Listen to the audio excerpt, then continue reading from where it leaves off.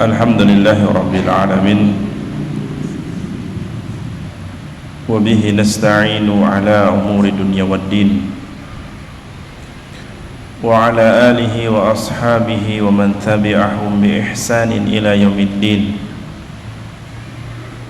wa ashhadu an la ilaha illallah wahdahu la syarika lah wa ashhadu anna Muhammadan abduhu wa rasuluh alladzi la nabiyya wa la rasulahu ba'dah. Yaqulu Allahu tabaraka wa ta'ala fil Qur'anil Karim, ya ayyuhalladzina amanu ittaqullaha haqqa tuqatih wa la tamutunna illa wa antum muslimun. Ya ayyuhan nasu taqu rabbakumul ladzi khalaqakum min nafsin wahidah wa khalaqa minha zawjaha wa batha minhuma rijalan katsiran wa nisaa'a wattaqullaha alladzi tasaaluna bihi wal arham innallaha kana 'alaikum raqiba.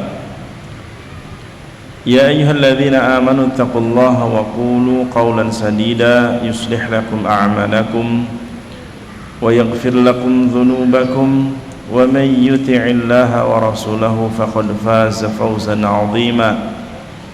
Fa inna ahsanal kalami kalamullah wa khairal hadyi hadyu Muhammadin sallallahu alaihi wa alihi wasallam wa syarral umuri muhdatsatuha fa inna kulla muhdatsatin bid'ah wa kulla bid'atin dhalalah wa kulla dhalalatin finnar. Allahumma salli wa sallim wa barik ala al-mustafa nabiyyina wa rasulina Muhammadin sallallahu alaihi wasallam. Para jemaah, bapak-bapak, ibu-ibu, hadirin dan hadirat yang semoga Allah senantiasa merahmati kita semua, merahmati perjumpaan kita di kesempatan malam hari ini masih di suasana Syawal, dan saya ucapkan taqabbalallahu minna wa minkum. Semoga Allah menerima amal ibadah saya dan anda sekalian. Allahumma amin.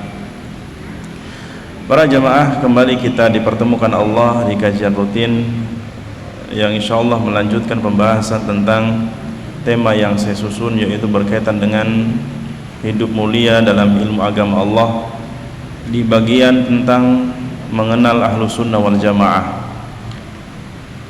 Di pertemuan sebelum Ramadan atau terakhir, kita telah membahas makna sunnah, definisi tentang apa itu sunnah secara bahasa dan istilah. Dan terakhir kita sudah masuk pada pembahasan tentang al-jamaah atau ta'rif, definisi yang kedua dari al-jamaah. Karena ahlu sunnah wal jamaah dibagi dua pembahasan, yaitu sunnah itu sendiri, yang kedua al-jamaah. Dan kita sudah menyebutkan di antara pembahasan makna sunnah ada berapa poin, kalau nggak salah ada 6 atau 7. Yang pertama di antaranya sunnah bermakna bayan atau sirah, penjelas, atau sirah, perjalanan, atau tariqah, jalan yang ditempuh, atau al-adah ats-tsabitah,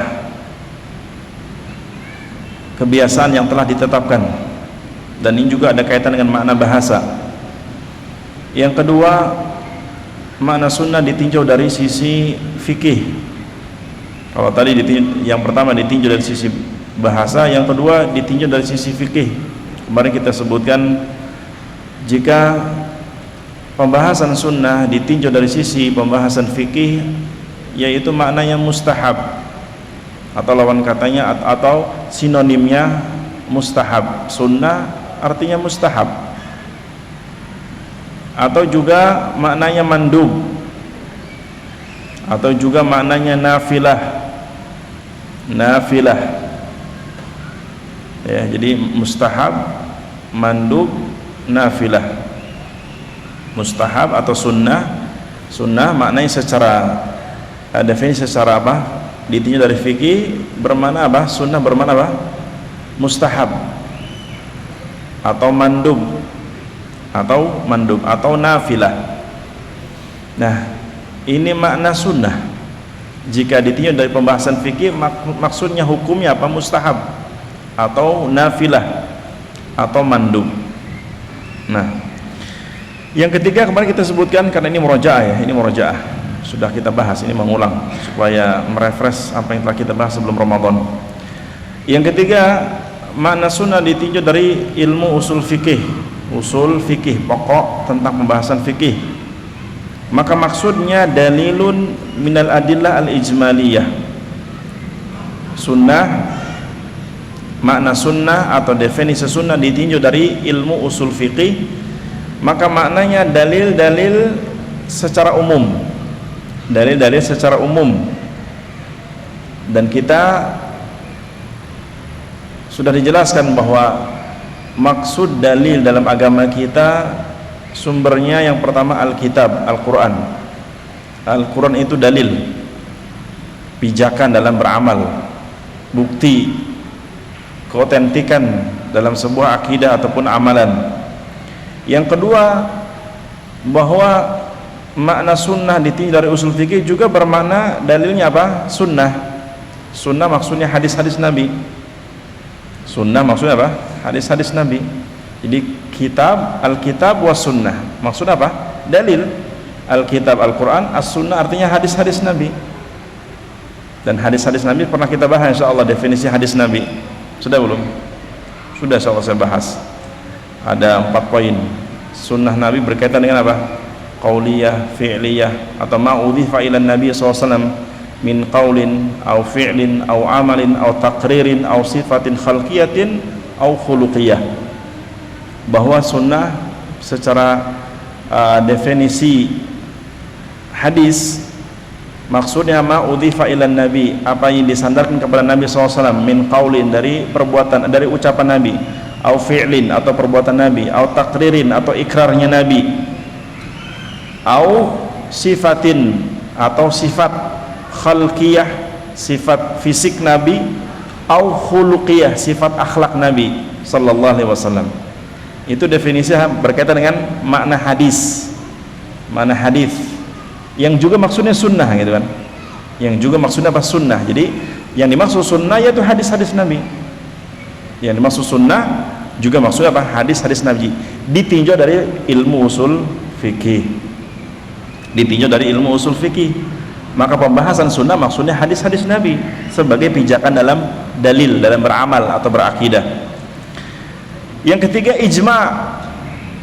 Yang ketiga, dalil itu ijma', dan ijma' ini kata ulama adalah kesepakatan para ulama, terutama para sahabat. Ijma' merupakan dalil, pijakan dalil setelah, ingat, setelah Alkitab wa sunnah, setelah Al-Quran dan hadis-hadis Nabi. Yang ketiga, ijma'.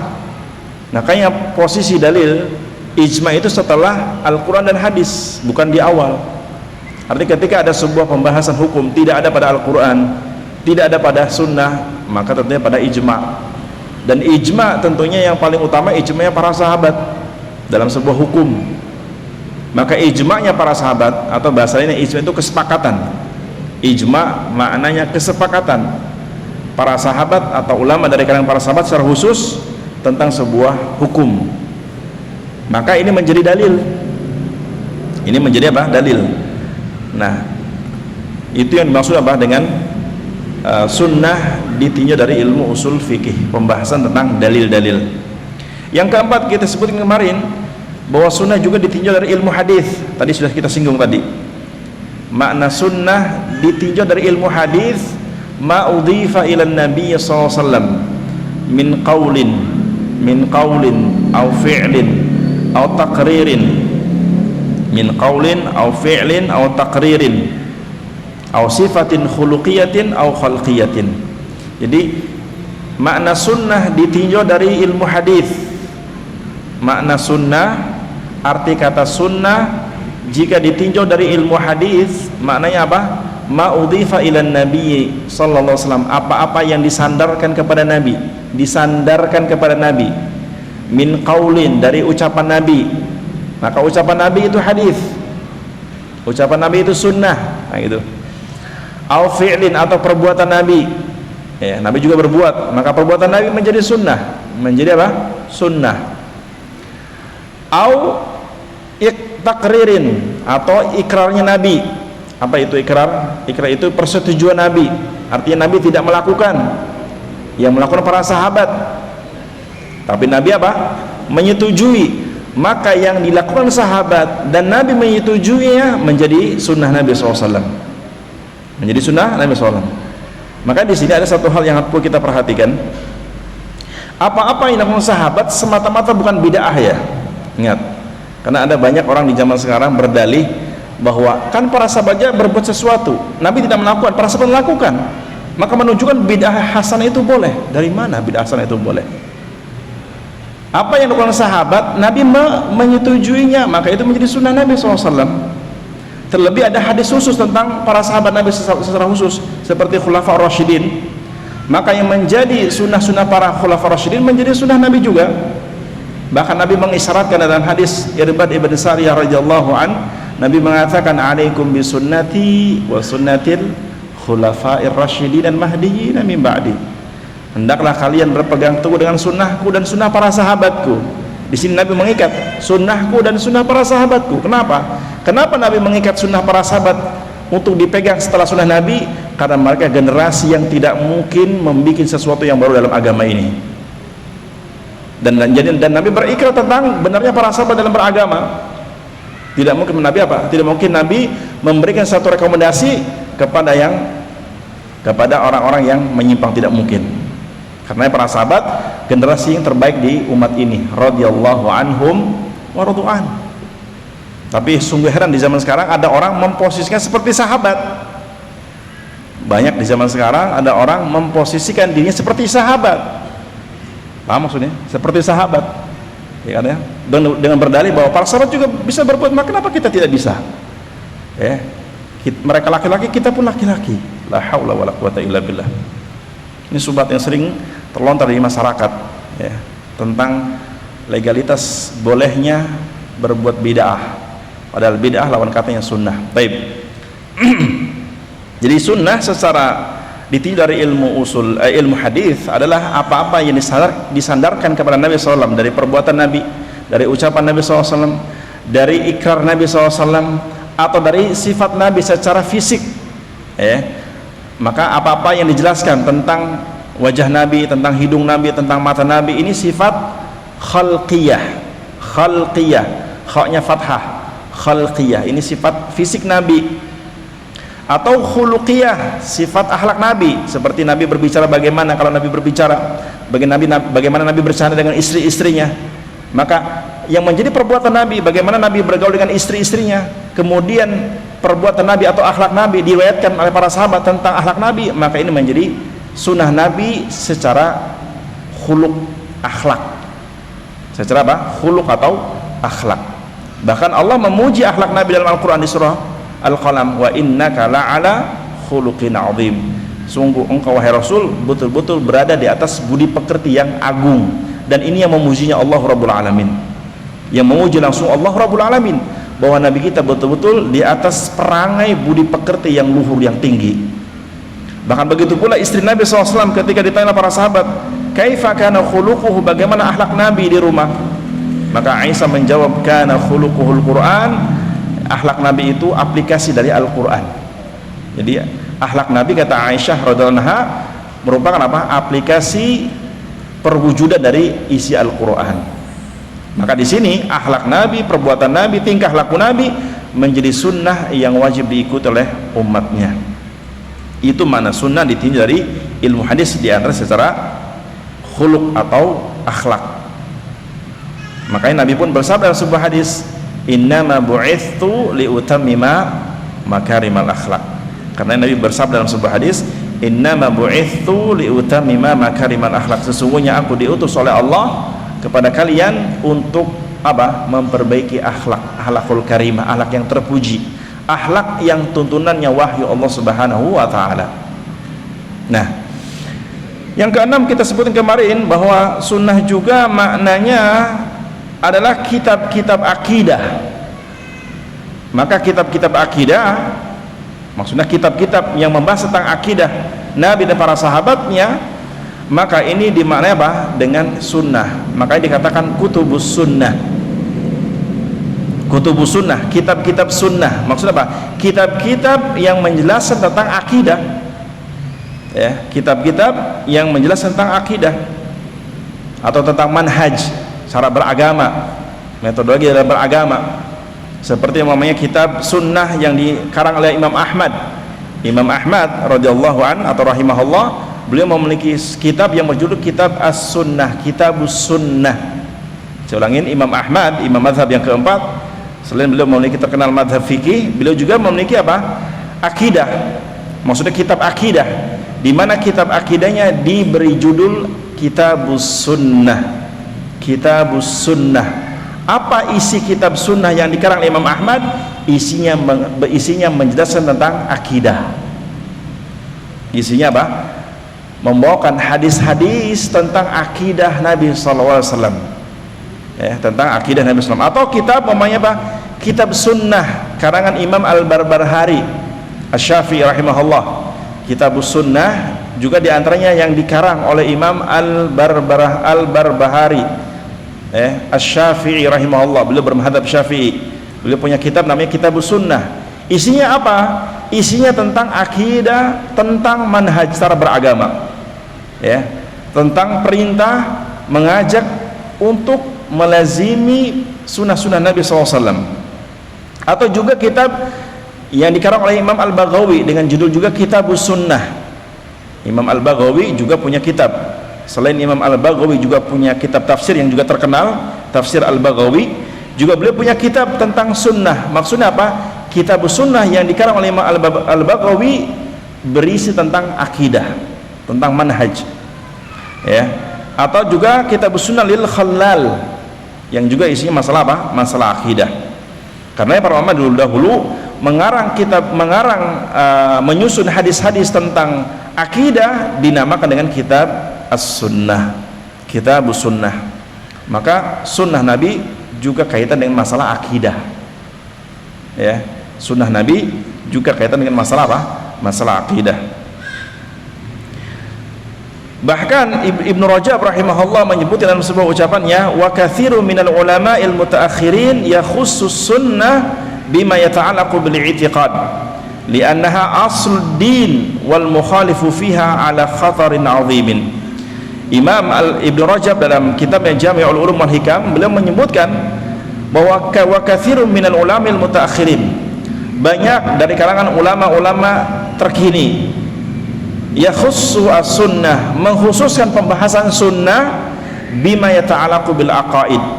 Ulama-ulama belakangan ini justru mereka mengkhususkan sunnah itu berkaitan dengan masalah akidah, ya. Kitab apa, ulama-ulama mutaakhirin banyak mengkhususkan pembahasan sunnah, yaitu berkaitan dengan masalah akidah. Masalah apa? Akidah. Kenapa demikian? Beliau mengatakan li'annaha asluddin, karena akidah itu pokok agama. Akidah itu apa? Pokok agama. Seorang jika tidak ada akidah, hilang agama. Bahkan seorang dikenal dengan agamanya karena ada akidahnya, ya. Seorang dikenal agamanya kuat, berarti menunjukkan akidahnya kuat, keyakinannya kuat. Maka tidak benar jika dikatakan fulan agamanya kuat, ternyata apa?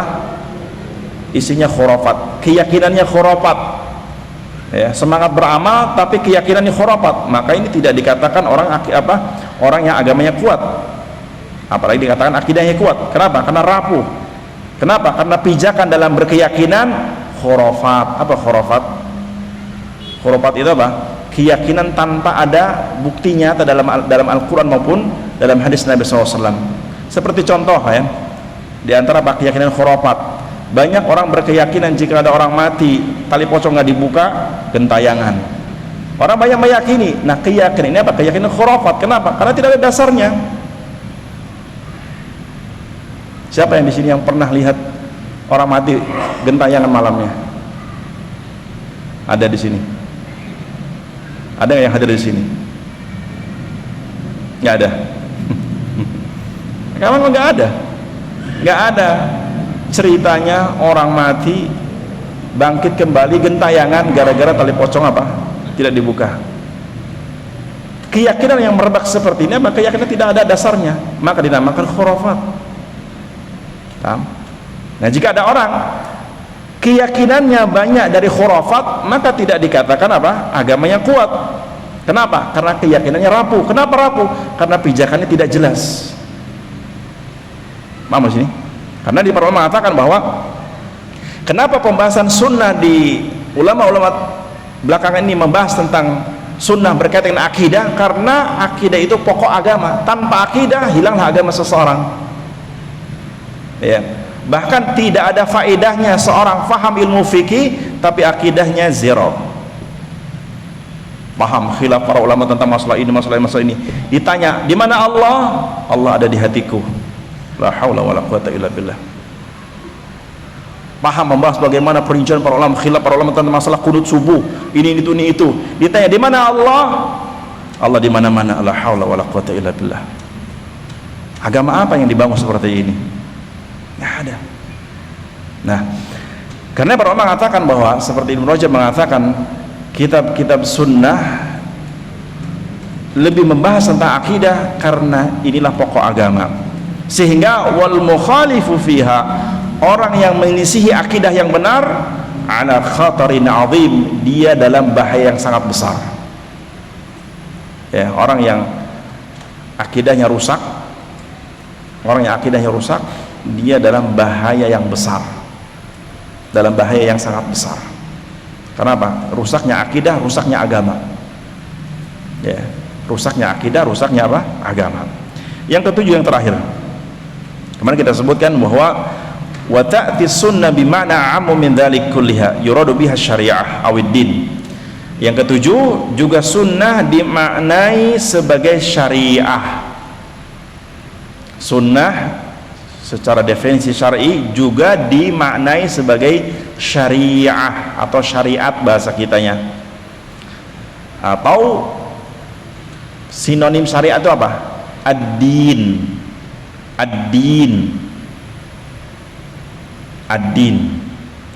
Syariat secara bahasa apa?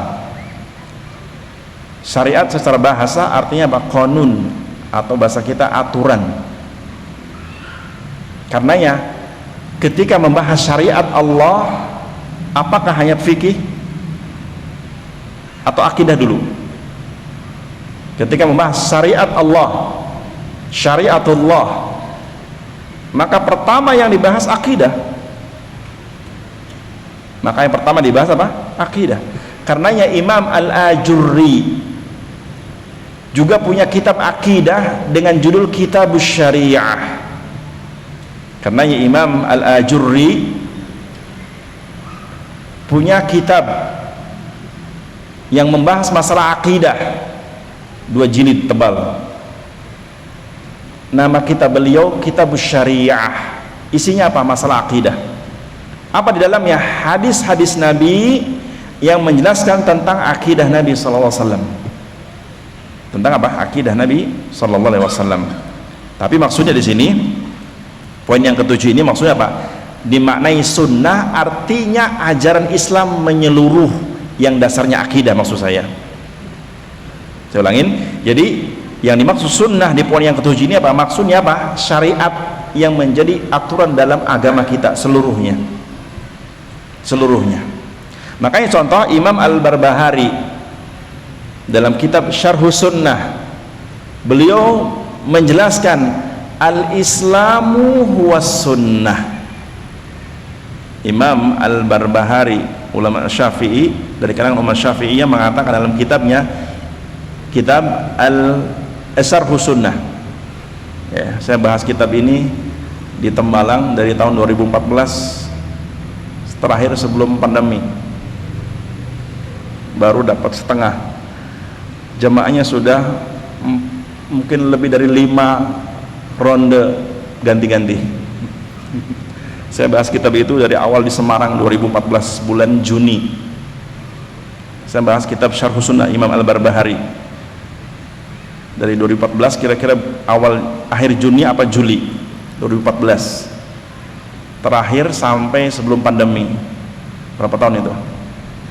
Tapi jamaahnya sudah mungkin lebih dari 5 kloter. Apa maksudnya 5 kloter? Jadi sudah ganti yang mana? Yang paling pertama sudah nggak ada semua. Tapi tetap pematerian jalan terus. Dan sekarang tidak lanjut. Qadar Allah, nggak lanjut. Artinya sudah tidak lagi dibutuhkan. Sudah off. Tapi kalau lanjut tetap saya lanjut. Makanya butuhnya istiqomah. Jadi istiqomah tidak hanya pada amalan amalan besar, amalan kecil pun kalau kita istiqomah pasti Allah berikan taufik. Maka sering saya katakan, bahkan ingat nasihat guru kami ketika dulu di pondok, ngaji itu kuat-kuatan. Kuat gurunya apa kuat muridnya? Kuat gurunya yang bertahan terus ngisi atau muridnya yang bubar? Kan? Kuat muridnya atau kuat gurunya? Semoga Allah berikan taufik kepada semua kita. Baik, butuh sabar memang. Itu yang ketujuh ya. Mana sunnah maksudnya syariat Islam itu sendiri. Maka Imam Al-Barbahari dalam kitab Syarh Sunnah mengatakan al-Islamu huwa sunnah. Islam itu intinya sunnah. Dan sunnah maksudnya syariat. Syariat dasarnya akidah. Dan dibangun yang lainnya di atas akidah. Karenanya fikih dibangun di atas akidah. Maksudnya pemahaman fikih dibangun di atas akidah. Sebelum orang sholat harus punya akidah dulu. Sebelum orang mengerjakan sholat, puasa, haji, harus apa? Harus beriman dulu. Nggak ada manfaatnya seorang sholat, puasa, tapi nggak mau masuk Islam, nggak ada faedahnya. Nggak ada faedahnya. Paham ya sih? Nggak ada faedahnya. Karena kebaikan secuil apapun, mau dapat ganjaran dari Allah Rabbul Alamin, masuklah ke agama Allah. Siapapun yang mau menerima balasan dari sebuah kebaikan yang ia kerjakan sampai pun senyum, pengen dapat pahala, syaratnya masuk ke dalam agama Allah, yaitu beriman. Jika tidak, kelak kebaikanmu bagaikan debu beterbangan. Seperti Allah berfirman dalam surah Al-Furqan ayat 23. Dalam surah Al-Furqan ayat 23, wa qadimna ila ma 'amilu min 'amalin faja'alnahu haba'an manthura. Kata Allah, wa qadimna ila ma 'amilu min 'amalin, dan kami tampakkan dari apa yang mereka kerjakan ketika di dunia, dari sebuah amalan kebaikan-kebaikan mereka. Kami perlihatkan di hadapan orang-orang kafir yang tidak beragama Allah, yang tidak beragama dengan agamanya Allah. Setelah kami perlihatkan kebaikan-kebaikannya, kata Allah, faja'alnahu haba'an manthura, kami jadikan amalannya, kebaikannya bagaikan debu yang berterbangan. Kenapa? Karena syarat kebaikan dibalas oleh Allah dengan kebaikan di surga, syaratnya beriman kepada agama Allah, beriman kepada Allah, beragama dengan agama Allah, mengimani nabinya Muhammad SAW, mengimani para rasul dan seluruh yang Allah perintahkan untuk beriman. Baru kebaikan secuil pun Allah berikan balasan di hari kiamat.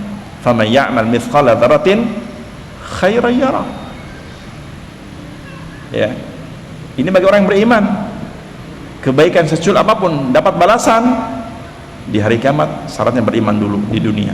Jika tidak, alamat kebaikannya bagikan debu yang berterbangan. Baik, itu ringkasan di poin tentang masalah sunnah. Berikutnya jamaah. Definisi tentang jamaah. Kemarin kita sebutkan juga ada berapa poin? 3 ya. Secara bahasa maksudnya. Ya. Secara bahasa al-jamaah atau jama'atun, secara makna bahasa ada 3 poin atau 3 makna.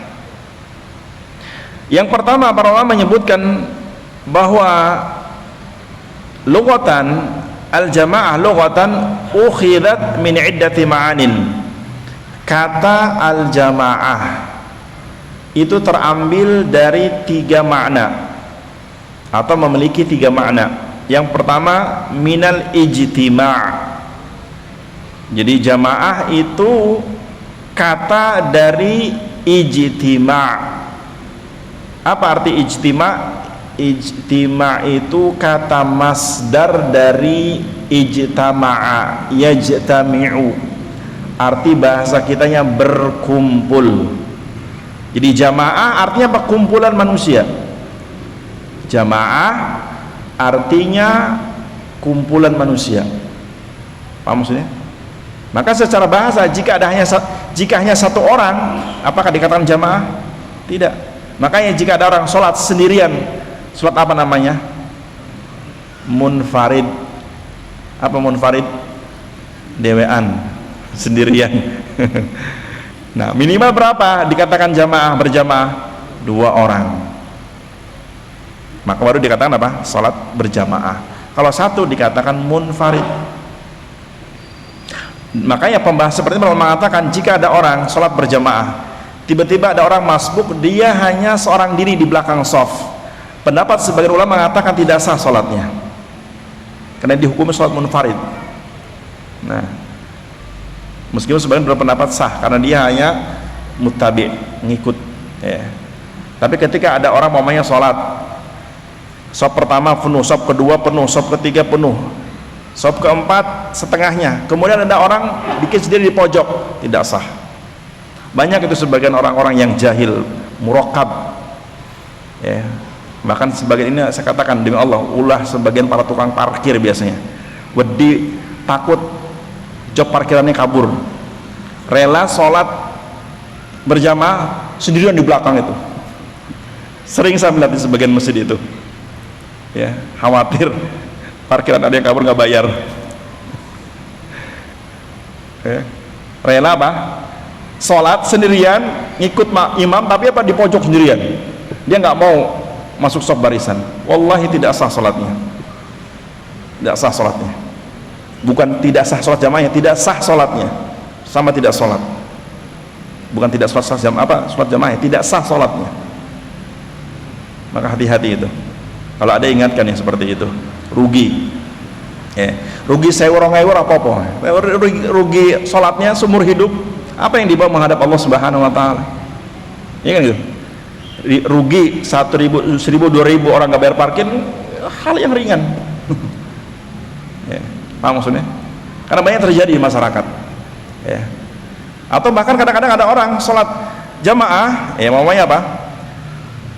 Masbuk mamanya, ada 2 orang, dua saf ketiga mamanya baru 2 orang. Ada orang sholat mojok sendirian, sering terjadi. Maka dia tidak dikatakan sholat berjamaah, dia tidak dikatakan sholat berjamaah. Kembali pada pembahasan, al-jamaah maknanya apa? Minimal 2 orang, kumpulan manusia, berkumpul manusia.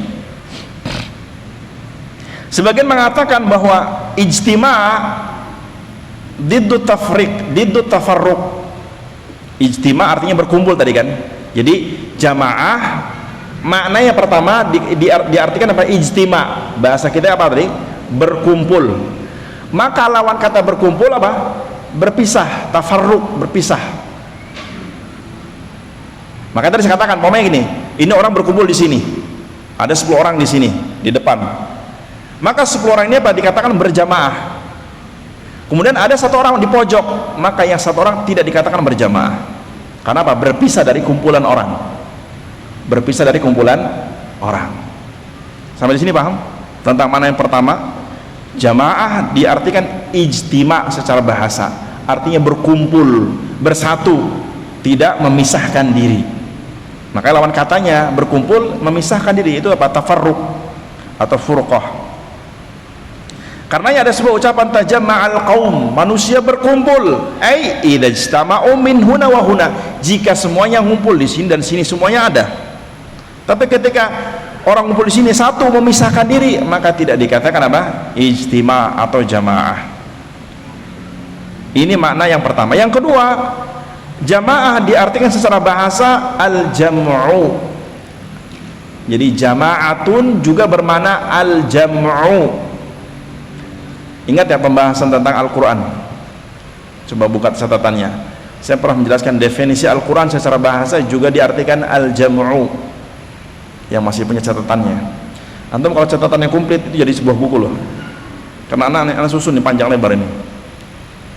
Kalau antum nggak absen ya dan rajin nyatat, kajian ini bisa jadi buku. Karena memang anak mau bikin buku ini, kitab kajian ini. Anak susun Sudah susun berapa tahun di sini? Sebelum anak ngisi kajian di sini. Ini kita kajian ini susun sebelum anak ngisi kajian di sini. Kapan mulai kajian di sini? 2000 apa? 2021. Masa? Sebelum pandemi kok. 2017. Oh. Pertama kali bahas masalah apa, lupa di sini.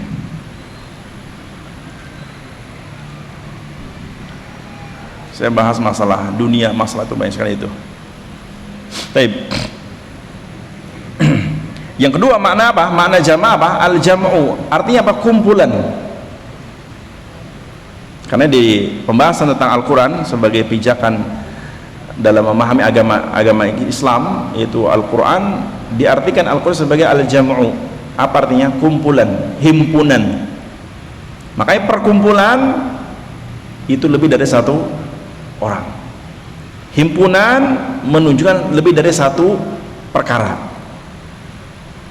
Karenanya Al-Quran secara bahasa diartikan al-jam'u. Kenapa? Karena kumpulan surah-surah, ayat-ayat. Kumpulan apa? Surah-surah dan ayat-ayat. Maka secara bahasa jamaah diartikan al-jam'u. Kenapa? Karena ismun li jamaah, nama dari jamaah itu sendiri, atau bahasa lainnya sinonim jamaah, jam'un. Jamaah, jam'un. Dan al-jam'u masdar dari jamaah. Ya, jadi al-jam'u kata baku dari jamaah, artinya berkumpul atau ya berkumpul. Jadi ada jamaah, ada ijtamaah. Jamaah, ada ijtamaah. Jamaah berkumpul tapi sesuatu yang tidak berakal. Walaupun bisa juga diartikan berakal. Jama'an nasu, manusia berkumpul. Ijtama'an nasu, manusia berkumpul, juga sama maknanya. Jamaah, ijtama'a. Jadi fal jama'atu fil lughah idza urida biha jama'atan nas fahumul qaumul mujtami'una ala amrin ma. Jadi arti kata jamaah secara bahasa, jika yang dimaksud adalah kumpulan manusia, maka maksudnya sekelompok manusia yang berkumpul dalam sebuah perkara. Contoh, sholat jamaah dikatakan sholat jamaah karena berkumpul untuk mengerjakan sholat. Ya, berkumpul untuk mengerjakan apa? Sholat. Itu makna jamaah secara bahasa. Yang kedua, al-jam'u. Yang ketiga, jamaah juga dimaknai ijma'. Nah, jamaah juga dimaknai apa? Ijma'. Apa arti ijma'? Bahasa kitanya kesepakatan. Ijma' artinya kesepakatan. Atau makna lainnya secara bahasa Arab, ya, ijma' artinya ittifaq. Ittifaq wal ihkam. Saya ulangin. Yang ketiga, makna jamaah apa? Ijma' atau ittifaq. Ittifaq, alif ta-nya tasydid nyambung ke fa-nya nyambung ke alif sukun fathah, kemudian qaf, ittifaqun artinya sepakat. Makanya ada istilah hadis riwayat muttafaqun alaih. Apa muttafaqun alaih? Hadis yang disepakati. Siapa yang menyepakati? Bukhari dan Muslim. Nah gitu. Jadi Bukhari dan Muslim menyepakati sebuah hadis sehingga istilah hadis itu dinamakan apa? Hadis muttafaqun alaih. Maka maksudnya Imam Bukhari dan Imam Muslim. Khusus ini istilah masalah hadis ya. Baik. Tapi mana ittifaq artinya apa? Sepakat. Makanya berkumpul untuk sepakat, bukan untuk bercerai-berai, bukan untuk berselisih. Atau ihkam. Ihkam artinya ketetapan hukum. Ya. Yuqal ajma'al amra ay ahkamahu. Yuqalu ajma'a ahlul ilmi ay ittafaqu. Contohnya dalam sebuah ucapan ajma'al amra, perkara dihimpun, maka maksudnya ahkamahu, yaitu apa? Dikuatkan, disepakati. Atau juga seperti dalam ucapan ajma'a ahlul ilmi. Apa arti ajma'a? Ajma'a ahlul ilmi, ahlu ilmi yaitu para ulama, ajma'a bersepakat, ala hukmin, dalam sebuah hukum. Maka sering kalau kita membahas fikih biasa apa? Mamanya apa? Ajma'a ahlul ilmi, ajma'a al-fuqaha, telah bersepakat para ulama ahlul ilmi, atau bersepakat para ahli fikih dalam sebuah apa? Dalam sebuah perkara. Itu maksudnya. Tapi yang dimaksud apa? Kalimat ajma'a artinya sepakat. Maka jamaah artinya apa? Bersepakat dalam sebuah perkumpulan.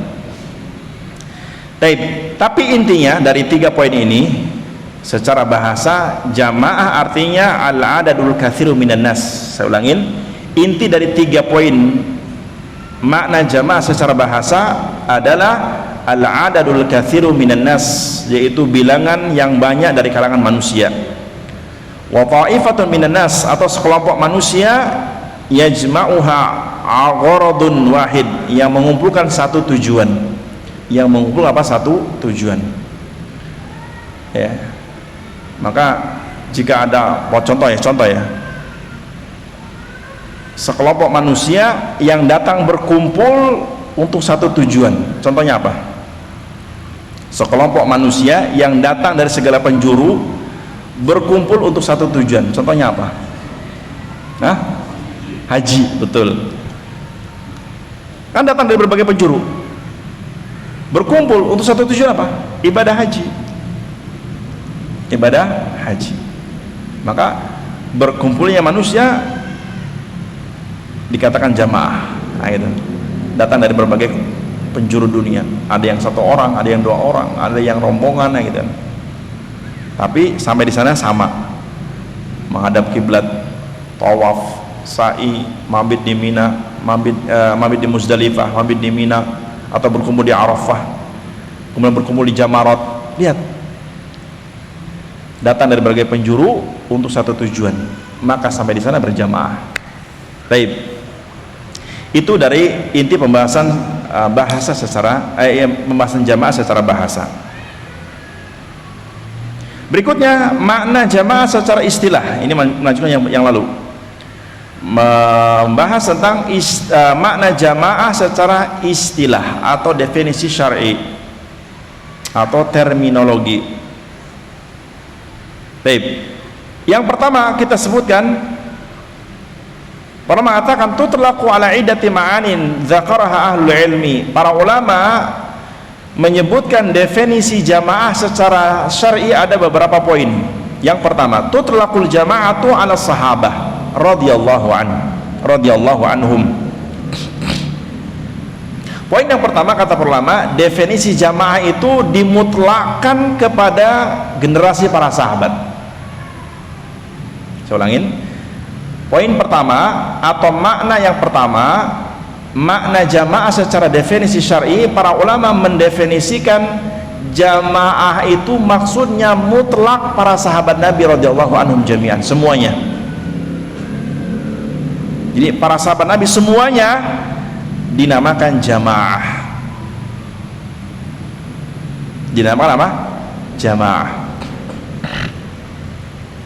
Imam Asy-Syatibi rahimahullah dalam ucapan yang mengatakan, fi ma'radi dzikrihi li aqwalin nasi fi mafhumil jamaah, dalam mengutarakan penyebutan atau dalam menyebutkan tentang ucapan para ulama atau ucapan manusia dalam memahami makna jamaah di sini, kata beliau, al jama'atu hiya sahabah 'alal khusus. Beliau mengatakan bahwa jamaah yang dimaksud dalam agama ini maksudnya mereka para sahabat secara khusus. Mereka para sahabat secara khusus. Kenapa demikian? Kenapa makna al-jamaah dimaknai secara khusus adalah para sahabat? Fa innahumul ladzina aqamu imadaddin. Karena para sahabat orang-orang yang menegakkan tiang agama ini. Ya. Jadi Imam Asy-Syatibi mengatakan kenapa makna jamaah dimutlakan Maksudnya para sahabat Nabi radhiyallahu anhum jami'an karena mereka orang-orang yang aqamu imadaddin, orang-orang yang menegakkan tiang agama ini, orang-orang yang menegakkan agama ini, yang mendakwahkan agama ini. Maka lihat, seandainya Allah tidak mentakdirkan para sahabat Nabi menyebarkan agama yang dibawa Nabi kita Muhammad SAW, sampai nggak kepada kita? Kalau seandainya para sahabat Nabi tidak amanah sehingga tidak menyampaikan agama Islam yang telah mereka dapatkan dari Nabi SAW, kira-kira sampai nggak kepada kita? Nggak akan sampai. Makanya para ulama seperti Imam Syatibi mengatakan jamaah maksudnya para sahabat Nabi. Jamaah maksudnya para sahabat Nabi seluruhnya, karena mereka orang-orang yang menegakkan tiang agama ini. Wa arsau autadahu, dan para sahabat adalah orang-orang yang menancapkan pasak buat agama ini. Allah mensifati gunung dalam surah An-Naba, wal jibala autada. Allah menjadikan gunung yang kita lihat, wal jibala autada, dan kami jadikan gunung sebagai pasak buat bumi ini. Apa maksudnya pasak? Apa pasak? Pengokoh. Meja ini ada pasaknya enggak? Ada, meskipun pakai baut tetap pasak itu. Bangunan ini ada pasaknya enggak? Ini bisa nyambung ke sini, ada pasaknya kira-kira? Ada, tetap ada, nggak mungkin nggak ada. Kalau nggak ada pasaknya, nggak akan kokoh bangunan itu. Iya nggak? Iya, ada pasaknya. Ya. Nah, di sini kata Imam Syatibi, para sahabat juga dikatakan sahabat, dikatakan jamaah karena mereka adalah orang-orang yang menancapkan pasak agama ini. Maka lihat, para sahabat, kalau kita lihat sirah para sahabat dalam kitab-kitab sirah, mereka orang yang sangat cemburu kalau ada orang membuat sesuatu yang baru dalam agama ini. Insyaallah saya pernah menyampaikan di sini tentang marahnya sahabat Ibnu Abbas ketika ada orang ngumpul-ngumpul di masjid zikir pakai batu-batu. Saya pernah menyampaikan di kajian ini, insyaallah pernah saya sampaikan. Walaupun nanti kita bahas juga, akan kita singgung di pembahasan tentang masalah bid'ah insyaallah. Karena otomatis bahas tentang sunnah pasti bahas bid'ah, nggak mungkin tidak, nggak mungkin. Berani bahas sunnah, berani bahas bid'ah. Iya toh, iya. Dan siap dimusuhi bagi orang yang membencinya. Nggak masalah, dunia akhirat yang menentukan kita masing-masing. Enggak, iya. Karena hakikatnya kalau di hari kiamat kita akan mempertanggungjawabkan amal-amal masing-masing. Maka bersyukurlah bagi yang ketika hidup ia mengerahkan umurnya dalam ketaatan kepada Allah dan membela agama Allah dengan lisannya, dengan amalannya. Baik, lanjut. Wa humul ladzina la yajtami'una 'ala ad-dhalalati aslan. Nah, perhatikan, ini masih ucapan Imam Asy-Syatibi. Beliau mengatakan bahwa yang dimaksud jamaah adalah para sahabat Nabi. Kenapa? Alasannya karena mereka orang-orang yang menegakkan tiang agama ini dan orang-orang yang menancapkan pasak terhadap agama ini. Wa humul ladzina la yajtami'una 'ala ad-dhalalati aslan, karena mereka para sahabat orang-orang yang tidak mungkin sepakat dalam kesesatan, nggak mungkin.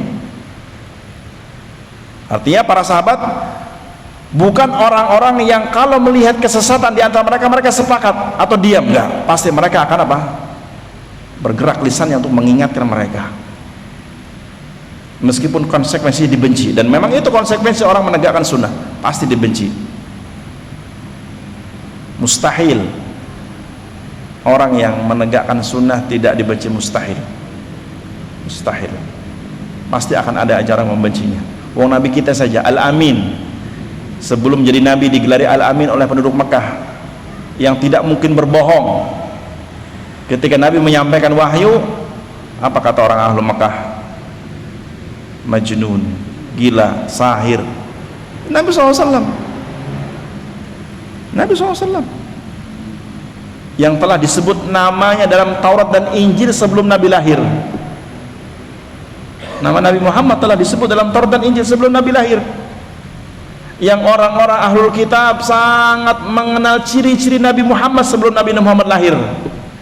Ketika Nabi Muhammad datang, di antara mereka membawa bayinat, membawa mukjizat Al-Quran. Dan orang ahlul kitab yang tahu ilmu, melek mata mereka, ternyata Nabi Muhammad itu bukan dari kalangan Bani Israel.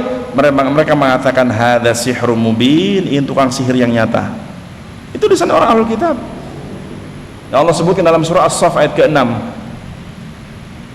Wa idh qala Isa ibn Maryam ya bani Israil inni rasulullah ilaikum musaddiqan lima baina yadayya minat Taurah wa mubasysyiran bi rasulin ya'ti min ba'di ismuhu Ahmad falamma ja'ahum bil bayyinati qalu hadza sihrun mubin.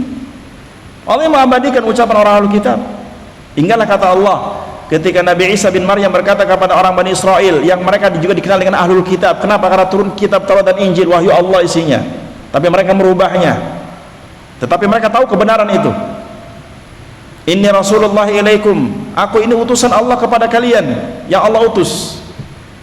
Musaddiqan lima baina yadayya minat Taurah, aku diutus oleh Allah membenarkan isi Taurat kalian, isi Taurat yang ada pada kalian. Dan yang kedua, wa mubasysyiran bi rasulin ya'ti min ba'di ismu Ahmad, dan juga membenarkan dan juga memberi kabar gembira akan datangnya Rasul setelahku nanti, ismuhu, namanya Allah sebutkan Ahmad. Ahmad nama Nabi kita Muhammad. Sudah saya sampaikan juga insyaallah nama-nama Nabi Muhammad. Ada yang ingat berapa nama Nabi Muhammad yang disebut dalam surah, dalam hadis riwayat Imam Bukhari, Imam Muslim? Ada berapa nama Nabi Muhammad yang Nabi menyebutkan sendiri dalam hadis? Nggak ada yang hafal? Nggak ada Toha, nggak ada Yasin. Ada 5. Innali asma'un, kata Nabi, sesungguhnya aku memiliki nama-nama. Nabi yang menyebutkan sendiri, bukan saya. Ada dalam hadis Sahih Bukhari Muslim. Innali asma'un, sesungguhnya aku memiliki nama-nama. Ana Muhammad, namaku Muhammad. Wa ana Ahmad, namaku Ahmad. Muhammad dan Ahmad maknanya sama, hamba Allah yang terpuji. Dan Allah telah menyebutkan nama Ahmad dalam kitab Taurat dan Injil sebelum Nabi lahir. Wa anal mahi, namaku juga al-mahi. Apa artinya al-mahi? Alladzi yamhullahu bi asyirku al-kufru wasyirku. Al-mahi artinya apa? Aku adalah orang yang dihilangkan dari diriku kesyirikan, kekufuran. Paham maksudnya? Al-mahi artinya apa? Orang yang menghilangkan kesyirikan dan kekufuran. Karena ya lihat, dakwah Nabi Muhammad itu apa? Inti dakwah Nabi Muhammad membersihkan kesyirikan di mana? Di hati manusia. Karena kesyirikan di mana nempelnya? Kesyirikan nempel di mana? Nempel di kuburan apa di hati manusia? Apa nempel di pohon-pohon? Kesyirikan itu nempel di mana? Di hati manusia. Dan inti dakwah Nabi Muhammad apa? Menghilangkan kesyirikan. Tauhid, mengajak beriman hanya kepada Allah, itu tauhid. Dan inti dakwah Nabi Muhammad apa? Membersihkan hati manusia dari apa? Penyakit hati. Karena sesuatu yang merusak manusia apa? Rata-rata hati. Pertama, kesyirikan itu sendiri. Kesyirikan itu apa? Embahnya penyakit hati. Kesyirikan embahnya penyakit hati. Yang kedua baru ada hasad, ada dengki, itu penyakit hati juga. Ada ria, ini penyakit hati. Makanya dakwah Nabi apa? Juga membersihkan hati dari kerusakan amalan. Nah, makanya beliau juga dinamakan Al-Mahi. Nama beliau Al-Mahi, orang yang menghilangkan atau orang yang dihilangkan darinya kesyirikan, kekufuran. Dan juga inti dakwahnya menghilangkan kesyirikan, kekufuran. Ini yang ketiga. Yang keempat, wa anal hasyir, kata Nabi, namaku juga Al-Hasyir. Apa arti Al-Hasyir? Al-Hasyir artinya pengumpul, penghimpun. Al-Hasyir artinya apa? Pengumpul atau penghimpun. Maksudnya apa? Maksudnya Nabi Muhammad adalah orang yang akan mengumpulkan manusia di hadapannya. Di mana? Di mahsyar. Di mana di mahsyar? Di hari kiamat. Ketika para nabi didatangi oleh manusia. Nah, dari Nabi Adam didatangi oleh manusia untuk minta syafaat supaya proses hisab disegerakan. Ketika mereka berdiri di mahsyar, Nabi Adam mengatakan nafsi nafsi. Coba datangkan Nabi Nuh, Rasul pertama, jawabannya sama, nafsi nafsi. Nabi Nuh nyuruh apa? Datang kepada Nabi Ibrahim, jawabannya apa? Nafsi-nafsi. Disuruh datang Nabi Musa, juga sama, jawaban nafsi-nafsi. Disuruh datang kepada Nabi apa? Nabi Isa, juga jawabannya nafsi-nafsi. Sampai datang ke Nabi Muhammad, kata Nabi, ana ahlul lidzalik, akulah orang yang memang kalian cari. Dari sebab itulah maka Nabi SAW apa? Mendatangi Allah, sujud di bawah arsy. Fa'alhamahullahu bil mahamid, Allah pun mengilhamkan kepadanya puji-pujian untuk memuji Allah Subhanahu wa taala. Sehingga akhirnya Allah, Nabi Muhammad memuji Allah Subhanahu wa taala dengan apa yang telah Allah turunkan kepada hati beliau. Dan akhirnya ketika Nabi sujud, Allah pun mengatakan kepada Nabi Muhammad, ya Muhammad irfa' ra'sak, angkatlah kepalamu. Wahai Nabi Muhammad, angkatlah kepalamu. Qul yusma', ucapkanlah omonganmu atau ucapanmu didengar. Sal tu'tah, mintalah permintaanmu akan kuberikan. Isfa' tu syafa', mintalah syafaat akan kuizinkan kau memberi syafaat. Dari sebab hadis inilah kata Nabi disebutkan bahwa namaku Al-Hasyir, karena yang satu-satunya Rasul yang mengumpulkan manusia di hadapannya Nabi kita Muhammad sallallahu alaihi wasallam. Al-Hasyir, beliau dinamai Al-Hasyir, yang mengumpulkan manusia di mahsyar. Yang kelima terakhir, wa ana al-aqib, namaku juga al-aqib. Apa arti al-aqib? Alladzi la nabiyya ba'di. Al-aqib artinya tidak ada nabi setelahku. Maksudnya apa? Tidak ada nabi setelah Nabi Muhammad, karena Nabi Muhammad penutup para nabi, khatamun nabiyyin, sebagaimana Allah mengatakan dalam surah Al-Ahzab ayat 40, wa ma Muhammadun aba ahadin min rijalikum walakin Rasulullah wa khataman nabiyyin. Dan tidaklah Nabi Muhammad itu bukan bapak salah seorang di antara kalian, melainkan beliau itu apa? Utusan Allah, wa khataman nabiyyin, dan penutup para nabi, bukan cincinnya para nabi sebagaimana penafsiran Mirza Ghulam Ahmad, nabinya orang Ahmadiyah. Jadi apa? Khataman nabiyyin, penutup para nabi. Makanya para ulama beristimewa tentang ayat ini, sebagaimana Al-Qur'an, sebagaimana Nabi Muhammad penutup para nabi, begitu pula Al-Quran yang turun kepada beliau penutup dari kitab-kitab sebelumnya, dan tidak akan ada Rasul maupun wahyu yang turun setelah Al-Quran. Maka di sini apa? Al-Aqib, Nabi mengatakan sendiri maknanya dalam hadis tersebut, Al-Aqib ay alladzi la nabiyya ba'di. Al-Aqib artinya tidak ada nabi setelahku, aku penutup. Maka demi Allah, kalau para kaum muslimin memahami hadis-hadis Nabi berkaitan dengan pribadi Nabi, akan kokoh jiwanya dan tidak mudah terkecoh jika ada orang ngaku Nabi baru. Dia akan terkecoh. Rata-rata orang yang terkecoh bahkan ikut aliran sempalan. Karena apa? Karena tidak paham agama. Maka jauhkan sifat taklid, pahami ilmu agama, pahami hadis Nabi SAW, pahami hadis Nabi, pahami agama Allah. Baik. Jadi kata Imam Asy-Syatibi, para sahabat dinamakan al-jamaah karena mereka generasi yang menegakkan agama Allah, yang mengokohkan agama Allah, dan mereka adalah orang-orang yang tidak akan mungkin berkumpul dalam sebuah kesesatan, tidak mungkin. Fannususul waridah fi sunnah 'anil jamaah tansarifu ilaihim awalan. Jadi kata para ulama, nas-nas dalam hadis, dalam Al-Quran maupun hadis, nas-nas, apa arti nas? Nas itu artinya apa? Teks Al-Quran maupun hadis, atau teks dalil Al-Quran maupun hadis yang menyebutkan makna al-jamaah, maka maksudnya pertama kali jamaah dari para sahabat Nabi radhiyallahu anhum, tidak ada yang lain. Sebagaimana jika dikatakan orang-orang beriman, perhatikan, jika dikatakan orang-orang beriman, pertama kali yang berhak dipanggil orang beriman siapa?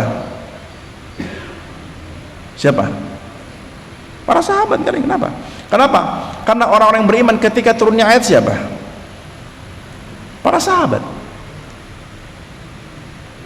Orang-orang beriman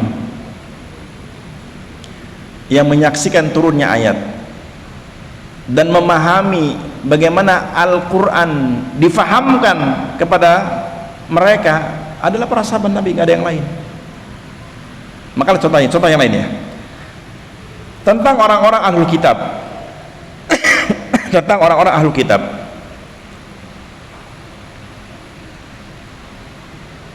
yang Allah sebutkan dalam surah Al-Baqarah. Contohnya dalam surah Al-Baqarah di ayat 137, Allah sampai menggambarkan jika seandainya orang-orang ahlul kitab beriman sebagaimana berimannya mereka atau kalian, dan kalian di sini maksudnya apa? Para sahabat. Karena orang-orang beriman yang dimaksud kalian ketika pertama kali turun siapa? Para sahabat Nabi kan. Allah mengatakan contoh dalam surah Al-Baqarah ayat 137, fa in amanu bimithli amantum. Amantum, antum kalian.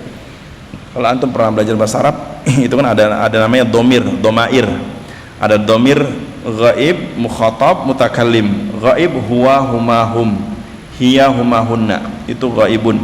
Ada mukhatab, anta antuma antum, anti antuma antunna, ini mukhatab, orang yang diajak bicara. Ada mutakalim yang berbicara, ana, saya, nahnu, kita atau kami. Perhatikan, fa in amanu, jika mereka betul-betul beriman. Siapa mereka di sini? Ahlul kitab maksudnya. Jika mereka orang-orang kitab betul-betul beriman, bimithli ma amantum, sebagaimana imannya kalian. Yang dimaksud kalian ketika turunnya ayat siapa kalian di sini? Para sahabat Nabi, pemimpinnya Rasulullah SAW tentunya. Para sahabat Nabi, pemimpin siapa? Rasulullah SAW. Jika Allah perhatikan, jika orang-orang Alkitab betul-betul beriman sebagaimana berimannya para sahabat Nabi, faqadih tadau, maka mereka pasti akan dapat petunjuk sebagaimana para sahabat mendapat petunjuk. Berarti menunjukkan Ahlul Kitab berimannya kepada Allah dan Rasulnya tidak sebagaimana berimannya para sahabat Nabi kepada Allah dan Nabinya Muhammad SAW. Makanya mereka meskipun orang Ahlul Kitab generasi terdahulu sebelum para sahabat, tetapi mereka tidak lebih utama. Kenapa? Karena berimannya kepada Allah dan Rasulnya tidak sebagaimana generasi para sahabat Nabi radhiyallahu anhum jami'an. Nah, para jamaah Allah Subhanahu wa taala di sini menunjukkan bahwa yang dimaksud jamaah sebagaimana jamaah al-mu'minun, jamaahnya orang beriman pertama kali di umat ini para sahabat Nabi radhiyallahu anhum. Dan ini banyak diambil pendapat oleh para ulama. Karena mereka orang-orang yang terdahulu dalam beriman, orang-orang yang terdahulu dalam beramal, orang-orang yang terdahulu dalam membela agama Allah, orang-orang yang terdahulu dalam mencintai Allah dan Rasulnya, sehingga mereka mendapatkan predikat radhiyallahu anhum wa radu'an, dan itu dalam Al-Quran dan kita sudah membahasnya. Yang kedua, makna jamaah. Wal jama'atu tutlaqul jama'ah ala ahli ilmi wa a'immatul huda al muqtada bihim fid din wa man salaka sabilahum. Al jamaah yang kedua maksudnya adalah ahlul ilmi. Siapa ahlul ilmi? Para ulama agama, maksudnya ulama din, ulama agama, bukan ulama umum ya. Dan saya pernah membahas insyaallah yang dimaksud ilmu. Jadi ketika di dalam Al-Quran atau hadis menyebutkan kalimat ilmu, maksudnya ilmu agama Allah, bukan ilmu kimia, fisika, bukan kedokteran, bukan, maksudnya ilmu agama Allah.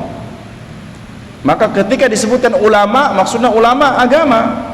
Seperti dalam surah Fatir Allah mengatakan innama yakhshallaha min ibadihil ulama, sesungguhnya yang takut, yang betul-betul merasa takut kepada Allah adalah dari kalangan para ulama. Ulama apa? Ulama agama. Paham maksudnya? Karena ilmu agama, maka ulama agama. Sebagaimana ketika disebutkan ilmu dalam nas Al-Quran maupun hadis, maksudnya ilmu agama. Contoh dalam surah Al-Mujadil ayat 11, potongan ayat 11, yarfa'illahu alladhina amanu minkum walladhina utul ilma darajat. Allah mengangkat orang-orang yang beriman di antara kalian dan yang memiliki ilmu. Ilmu apa? Ilmu din, ilmu agama. Karenanya seorang yang mulia atau seseorang yang diberikan kemuliaan tambahan setelah imannya, yang berilmu terhadap agama Allah yang dasarnya akidah. Maka jika ada orang apa beriman tapi tidak paham agama Allah, pahamnya ilmu fisika, maka tidak dikatakan ulama, dan tidak dimaksud ulama sebagaimana dalam Al-Quran maupun hadis. Karena yang dimaksud ulama, maksudnya ulama agama, ulama tentang agama Allah. Sebagaimana ketika Nabi mengatakan bahwasanya apa? Al-ulama'u warathatul anbiya, Para ulama itu pewaris para nabi. Maksudnya ulama siapa di sini yang Nabi sabdakan? Ulama agama, ulama yang faham apa? Agama Allah, yang dasarnya akidah. Paham di sini maksudnya? Makanya apa yang diwariskan para nabi kepada para ulama? Apa? Para nabi mewariskan apa kepada orang-orang yang menjadi ulamanya? Apa warisannya? Syariat, sunnah. Maka seorang yang dipahami ulama, yang paham syariat, yang paham sunnah, yang paham ad-din. Jika jahil terhadap syariat, tidak dikatakan ulama dan tidak termasuk bagian dari ulama. Itu makna jamaah yang kedua, ahlul ilmi, para ulama. Atau juga a'immatul huda, imam-imam al-huda, maksudnya orang-orang yang menunjukkan manusia kepada hidayah. Siapa mereka? Ya ulama maksudnya. Al-muqtada bihim fid din, yang mereka diikuti dalam beragama, dalam bertingkah laku. Wa man salaka sabilahum, atau siapapun yang meniti jalannya. Meniti jalannya para ulama dalam mentaati Allah dan Rasulnya dan agama ini. Makanya lihat orang-orang yang senantiasa hadir di majelis ilmu, mereka adalah orang-orang yang dimudahkan jalannya menuju surga. Kenapa? Karena itu jalannya para nabi. Jalannya para nabi apa? Ilmu. Jalannya para ulama apa? Ilmu. Maka cukuplah kesibukan kita di dunia ini setelah beribadah kepada Allah, menyibukkan dengan memahami ilmu agama Allah. Nggak rugi insyaallah. Kalau seandainya seluruh kaum muslimin berilmu agama Allah, menang insyaallah. Dan saya pernah membahas, menyaingi orang kafir itu dengan memahami ilmu agama Allah, bukan menyaingi ilmu orang kafir dengan apa? Menyaingi ilmu dunia. Enggak. Itu setelahnya. Maka orang yang pengen menyaingi orang kafir dengan ilmu apa? Ilmu umum, pahami dulu ilmu agama supaya dia tidak kebelasuk, supaya tidak terperosok. Karena banyak orang-orang yang kaum muslimin yang mereka mengerahkan umur waktunya untuk belajar ilmu agama, ternyata bodoh dalam masalah akidah. Akhirnya apa? Rugi. Karena manfaat ilmu dunia dibangun setelah ilmu agama. Nah, maksudnya manfaat ilmu dunia setelah dibangun ilmu agama, maka dia akan manfaat akan menyeluruh. Baik. Abdullah bin Mubarak, salah seorang ulama tabi'in, pernah ditanya anil jamaah, siapa jamaah itu? Salah seorang ulama tabi'in bernama Abdullah ibn al-Mubarak pernah ditanya oleh murid-muridnya, oleh kaum muslimin, manil jamaah, siapa jamaah itu? Maksudnya siapa ini maksud jamaah? Qal, beliau menjawab, Abu Bakrin wa Umar. Al-jama'atu Abu Bakrin wa Umar. Ini jawaban Abdullah bin Mubarak ketika ditanya siapa jamaah itu, siapa yang dimaksud Ahlus Sunnah wal Jamaah, siapa jamaah itu? Sahabat Abdullah bin Mubarak, ulama tabi'in, menjawab, al-jama'atu Abu Bakrin wa Umar. Faqilahu, kemudian ditanya lagi, qad mata Abu Bakr wa Umar, Abu Bakar dan Umar telah meninggal dunia. Abu Bakar dan Umar telah meninggal dunia, siapa lagi kalau begitu jamaah? Qal, maka beliau menjawab, fulan wa fulan. Maksudnya menyebutkan para sahabat yang lain. Menyebut apa? Menyebutkan nama-nama para sahabat. Di sini menunjukkan bahwa seorang yang berilmu itu dikatakan apa? Jamaah. Maka di sini disebutkan tadi bahwa siapa makna jamaah? Ahlul ilmi, para ulama. Para ulama itu al-jamaah, tapi yang betul-betul alim terhadap agama ini. Maka keluar dari al-jamaah ahlul bid'ah. Ahlul bid'ah tidak termasuk al-jamaah secara definisi. Kenapa? Karena mereka apa? Tidak menegakkan ilmu agama dengan benar, sehingga tidak termasuk apa? Ahlus sunnah wal jamaah. Maka ahlul bid'ah keluar dari definisi ahlus sunnah wal jamaah. Maka sungguh ironis, saya katakan, sungguh ironis, ngakunya ahlus sunnah tapi amalannya bid'ah. Sungguh ironis, ada sebagian kelompok ngakunya ahlus sunnah, bahkan sangat ahlus sunnah, tapi realitas amalannya bid'ah. Dipanggil ahlu bid'ah tidak terima. Ngakunya ahlus sunnah, realitasnya amalannya bid'ah, dipanggil ahlu bid'ah tidak terima. Apa yang mereka inginkan? Kan sungguh luar biasa. Tapi banyak pengikutnya. Nah, taib. Sebagian mengatakan kata Abdullah bin Mubarak juga berkata, Abu Hamzah As-Sukari jamaah. Abu Hamzah itu termasuk ulama tabi'in. Wa Abu Hamzah huwa Muhammad ibn Maimun Al-Marwazi, seorang ulama tabi'in. Jadi sebagian menyebutkan seorang yang alim dengan ilmunya dikatakan jamaah. Dengan ilmunya dikatakan apa? Al-jamaah. Bahkan Imam Al-Bukhari dalam kitabnya, kitab sahihnya menyebutkan ketika beliau membawakan firman Allah dalam surah Al-Baqarah ayat 143, ketika Imam Al-Bukhari membawakan firman Allah yaitu surah Al-Baqarah ayat 143 di potongan ayat, wa kadzalika ja'alnakum ummatan wasata. Ketika Imam Al-Bukhari membawakan firman Allah dalam surah Al-Baqarah ayat 143, wa kadzalika ja'alnakum ummatan wasata, begitulah kami jadikan kalian umat wasata, pertengahan. Apa kata beliau? Kata beliau, wa ma amara an-nabiyyu sallallahu alaihi wasallam biluzumil jamaah wa hum ahlul ilmi. Dan tidaklah Nabi memerintahkan kaum muslimin untuk mengikuti jamaah, maksudnya ahlul ilmi, yaitu para alim ulama yang betul-betul berilmu. Apa maksudnya? Yang betul-betul berilmu. Ini yang dijelaskan oleh Imam Al-Bukhari ketika membawakan firman Allah surah Al-Baqarah ayat 143 yang berbunyi wa kadzalika ja'alnakum ummatan wasata, yang maknanya begitulah kami jadikan kalian. Siapa kalian di sini? Maksud pertama para sahabat tadi saya katakan. Ketika dikatakan wa kadzalika ja'alnakum, kami jadikan kalian. Kalian siapa pertama kali di sini? Para sahabat Nabi yang beriman, yang menyaksikan turunnya ayat ini, yang faham siapa yang dimaksud orang beriman ketika itu, para sahabat Nabi. Wasata, umat pertengahan. Maka kata Imam Al-Bukhari ketika membawakan ayat ini, wa ma amara an-nabiyyu sallallahu alaihi wasallam biluzumil jamaah wa hum ahlul ilmi. Tidaklah Nabi SAW memerintahkan untuk biluzum, mengikuti al-jamaah, maksudnya ahlul ilmi, orang-orang yang berilmu terhadap agama ini, yang betul-betul berilmu.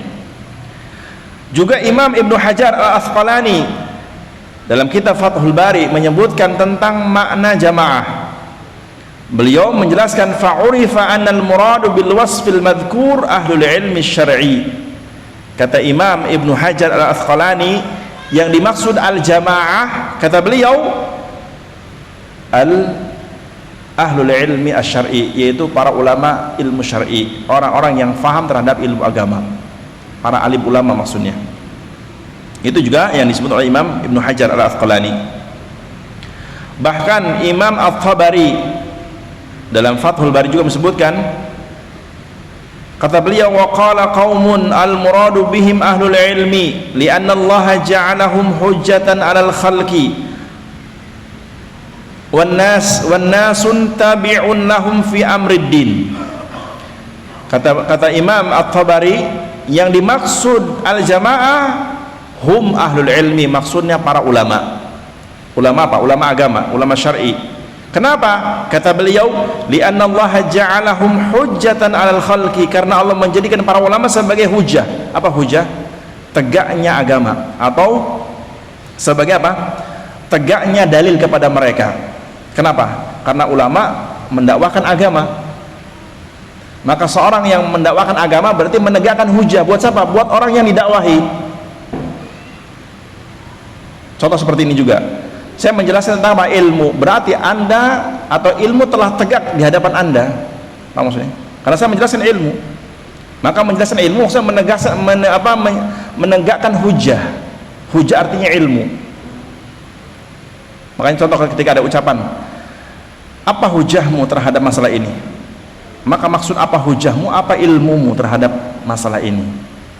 Nah, di sini kata Imam At-Tabari, kenapa para ulama dikatakan al-jamaah? Li'anna Allah ja'alahum hujjatan 'ala khalqi, karena Allah menjadikan para ulama sebagai penegak ilmu yang mendakwahkan ilmu terhadap manusia, yang menyampaikan ilmu kepada manusia supaya manusia faham, supaya manusia meninggalkan kebodohannya, supaya manusia mengikuti ilmu agama ini. Wan nasu tabi'un lahum, karenanya manusia mengikuti ulama. Makanya lihat tabiat ataupun bahasa kita apa? Fitrah orang yang pengen selamat ngikutin ulama biasanya. Cuman ada yang mengikutinya dengan ilmu, ada yang taklid buta. Apa maksudnya? Kecondongan kelompok manusia terhadap orang berilmu itu satu sisi fitrah, karena setiap kelompok butuh orang yang berilmu di antara mereka, itu fitrah. Fitrah enggak? Fitrah. Kenapa? Karena butuh orang yang membimbing mereka. Ketika orang yang berilmu hilang, seperti apa? Anak ayam kehilangan induknya. Itu sunatullah, sudah kita bahas kemarin. Sunatullah, ketetapan Allah maksudnya. Kita bahas di pembahasan sunnah tadi. Nah, makanya kata Imam At-Tabari, sehingga tabiat ataupun fitrahnya manusia yang mencari kebenaran, dia akan mengikuti orang yang berilmu. Cuman orang-orang atau manusia yang mengikuti orang berilmu ada dua kelompok, yang mereka mengikuti karena ilmunya, nah mengikuti ulama karena ilmunya, sehingga kalau ulama yang diikuti keliru, umatnya mengingatkan. Karena apa? Ulama selain para nabi itu tidak maksum, bisa tergelincir. Sehingga orang-orang yang mengikuti ulama karena ilmunya, sehingga mereka tumbuh di atas ilmu, karena ulama yang diikuti menjelaskan ilmu. Apa maksudnya? Ulama yang diikuti menjelaskan ilmu kepada mereka, sehingga mereka tumbuh di atas ilmu, sehingga mereka mengikuti ulama karena ilmu yang didakwahkannya. Tapi ada kelompok yang kedua, manusia-manusia yang mengikuti ulama tapi taklid buta. Apa taklid buta? Nggak mau tahu, pokoknya aku ikut dia. Ditambah ada juga tipe ulama, ulama ulama yang buruk. Apa maksudnya ulama buruk? Ulama yang tujuannya apa? Dia memposisikan seperti Nabi, sehingga ketika berdakwah memang cari masa dengan berbagai cara, dengan dibaiat dan ini semua, ketika keluar macam-macam. Bahkan yang diterangkan apa? Pokoknya apa? Semua ucapanku, kalau kau selamat ikuti ucapanku. Maka ada istilah di kalangan orangnya apa? Pokoknya nek pengen selamat, pengen mlebu swarga, sendiko dawuh karo ustate. Sendiko dawuh. Apa arti kalau bahasa sendiko dawuh? Sendiko dawuh,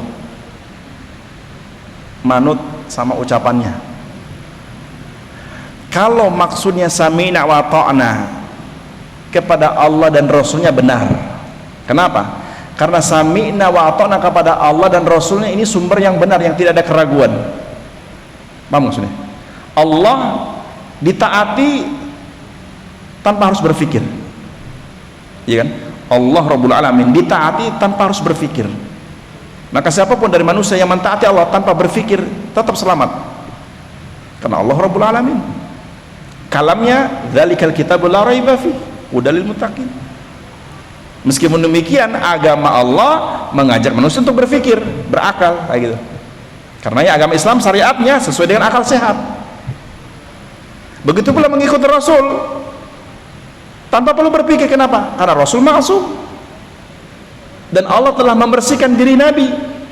Bahkan Allah telah menjelaskan tentang Nabi Muhammad dalam surah An-Najm ayat kedua, ayat ketiga, ma dhalla sahibukum wa ma ghawa. Ma dhalla sahibukum, sahabat kalian itu apa? Nabi Muhammad tidak tersesat. Siapa yang mengatakan Nabi Muhammad tidak tersesat? Allah Rabbul Alamin, pencipta alam semesta, yang mengutus Nabi Muhammad. Wa ma ghawa, dan Nabi dan sahabat kalian Nabi Muhammad tidak akan pernah keliru dalam berbuat. Kenapa? Karena perbuatannya dibimbing wahyu oleh Allah Subhanahu wa taala. Bahkan dalam hal ucapannya, wa may yantiqu 'anil hawa, apa yang Nabi ucapkan bukan dari hawa nafsu beliau. Lantas dari siapa? In huwa illa wahyuha, apa yang Nabi ucapkan wahyu yang Allah wahyukan kepada beliau. Itu tentang Nabi Muhammad. Karena yang sami'na wa ata'na kepada Rasul setelah Allah tidak perlu dipikir panjang. Tapi kalau sami'na wa ata'na kepada setelah Allah dan Rasulnya perlu dipikir, perlu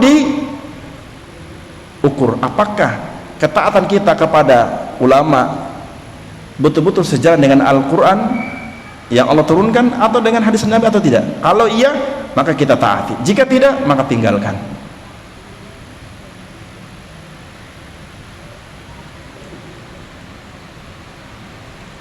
Maka lihat, ada kelompok manusia di hari kiamat disebabkan mengikuti ulama, tapi ternyata ulama su. Mereka menyesal telah mengikuti ulama. Mereka berjamaah tapi dalam kesesatan, sehingga di hari kiamat mereka menyesal, bahkan meminta kepada Allah untuk melaknat ulama-ulama yang mereka ikuti ketika di dunia. Allah berfirman dalam surah Al-Ahzab,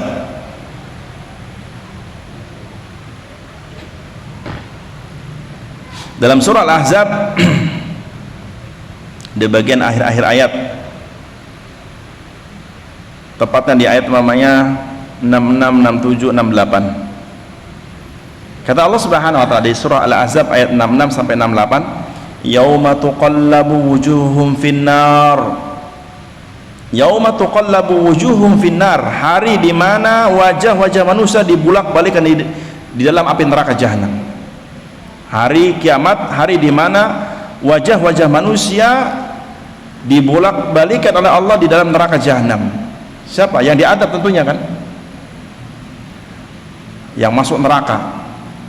Dan mereka yang diadab di neraka, yang wajah mereka dibulak-balikan oleh Allah Subhanahu wa taala seperti sate, sambil mengatakan, yaqulun, mereka mengatakan, ya laitana ata'na Allah wa ata'na ar-rasula. Perhatikan, ya laitana, duhai celaka kami seandainya kami dulu di dunia lebih mentaati Allah dan Rasulnya. Karena yang berhak pertama kali ditaati siapa? Allah, kemudian Rasulnya. Adapun ulama setelahnya, kalau ulama ini mentaati Allah dan Rasulnya, jika tidak maka tinggalkan. Karena ketaatan kepada ulama setelah Allah dan Rasulnya, bukan di awal-awal, setelah Allah dan Rasulnya. Maka ulama yang baik adalah ulama yang mengajak umatnya mentaati Allah dan Rasulnya. Ulama yang berilmu adalah ulama yang betul-betul memahamkan kalam Allah dan kalam Nabi Muhammad SAW, bukan mengisikan kalam Allah mengganti dengan kalam dirinya. Ya. Ulama yang baik bukan itu. Ulama yang baik, ulama yang fokus dakwahnya menjelaskan inilah kalamullah, qala Allah, ini qala Rasul, wa qala sahabah. Ucapan dirinya hanya sedikit, menjelaskan apa dari ucapan Allah dan Rasulnya,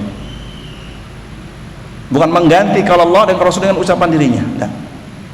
Nah, lihat, orang-orang yang menyesal di hari kiamat adalah orang-orang yang mereka mengatakan, ya laitana ata'na Allah wa ata'na Rasulullah, duhai seandainya kami dulu di dunia lebih mentaati Allah dan Rasulnya.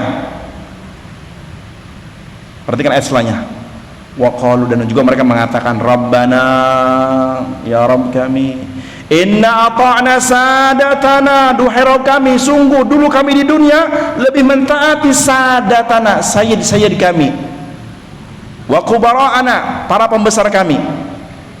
Ibnu Katsir menyebutkan sadatana, makna sadatana, kata beliau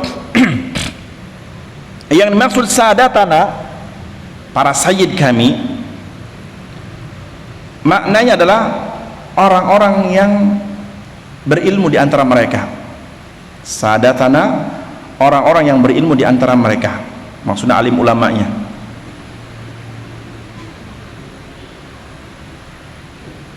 Atau orang-orang yang mulia, dzawil asyraf. Kebalik. Jadi sadatana maksudnya apa? Para penguasa, orang-orang yang memiliki jabatan kedudukan, para penghulu memiliki jabatan kedudukan. Wa kubara'ana, para pembesar kami, maksudnya ulama.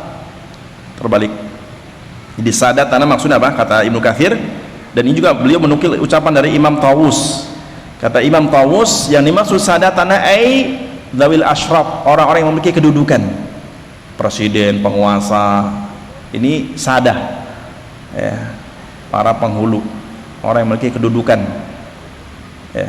Jadi kata Allah, orang-orang yang mereka merasa tersesat, dan memang tersesat ketika mereka di dunia, karena ketika itu apa? Di sini menjelaskan tentang keadaan mereka di neraka jahanam, bahwa kami dulu di dunia lebih mentaati sadatana, itu apa? Para penguasa. Wa kubara'ana, kubara ay al-ulama, kata Imam At-Tawus, kubara'ana ay al-ulama. Sebagaimana Imam Ibnu Hatim juga mengatakan demikian, kubara ay al-ulama, lebih mentaati ulama-ulama kami. Nah, di sini menunjukkan bahwa orang-orang yang masuk neraka jahanam, di antara sebabnya karena dulu di dunia lebih mentaati apa? Para pembesar, para penguasa, dan para ulama. Berarti apa? Tidak mentaati Allah Rasulnya. Karena di ayat sebelumnya, duhai seandainya kami dulu di dunia lebih mentaati Allah dan Rasulnya. Apa akhirnya? Akhirnya mereka meminta kepada Allah, Rabbana atihim di'faini minal azab. Ya Allah, ya Rabb kami, kalau begitu berikan kepada mereka, siapa mereka di sini? Tadi sadah dan kubara yang telah apa? Menyesatkan mereka. Rabbana atihim di'faini minal azab. Ya Rabb kami, berikan kepada mereka, yaitu sadatana dan kubarana yang kami taati, di'faini minal azab, azab 2 kali lipat daripada kami. Wal'anhum, dan laknat mereka laknan kabir, dengan laknat yang besar. Nah, kenapa mereka minta dilaknat? Perhatikan ayat sebelumnya tadi. Qalu rabbana wa qala rabbana inna ata'na sadatana wa kubara'ana fa'adalluna sabila. Ya Rabb kami, dulu di dunia kami lebih mentaati, kami lebih sami'na wa ata'na kepada sadah kami dan para ulama kami, dan ternyata fa'adalluna sabila, mereka menyesatkan kami dari jalanmu. Berarti ulama yang dimaksud tidak menjelaskan hidayah Allah, ulama yang dimaksud tidak menjelaskan firman Allah, sibuk dengan ucapan sendirinya. Maka saya katakan ulama yang rabbani, ulama yang kalau berdakwah sibuk fokus menjelaskan ilmu, menjelaskan qala Allah, qala Rasul, bukan sibuk berdongeng, apalagi ngebanyol. Pengajian isinya banyolan semuanya. Bukan itu. Majlis ilmu, majlis yang sibuk di dalamnya menjelaskan ilmu. Apa ilmu? Al-Quran, hadis, ucapan sahabat, itu ilmu. Jika pengajian isinya dari awal sampai akhir mungkin ilmu cuman innalhamdulillah di awal sama di akhir, di tengah-tengah isinya semuanya apa? Gurauan, banyolan. Apalagi kalau pengajian nggak ada ibu-ibu, nggak ramai, sebagian orang itu nggak mau, ya. Ya kan gitu, maka musibah. Dan tidak dikatakan majlis ilmu, majlis lawak. Kalau dalam sebuah pengajian isinya semua gelak tawa, yang disampaikan tidak disebut dengan ilmu, maka apa? Bukan majlis ilmu. Karena majlis ilmu majlis yang dijelaskan ilmu, dan ilmu sumbernya Al-Quran dan Sunnah Nabi SAW. Kepada pembahasan, jadi jamaah atau makna jamaah yang kedua maksudnya ahlul ilmi, para ulama yang betul-betul paham terhadap agama ini.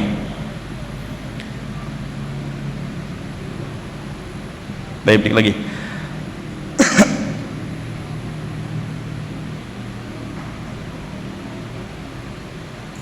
Yang ketiga, wa tutlaqul jamaah ala ijtima'al haqqi wa adami tafarruq.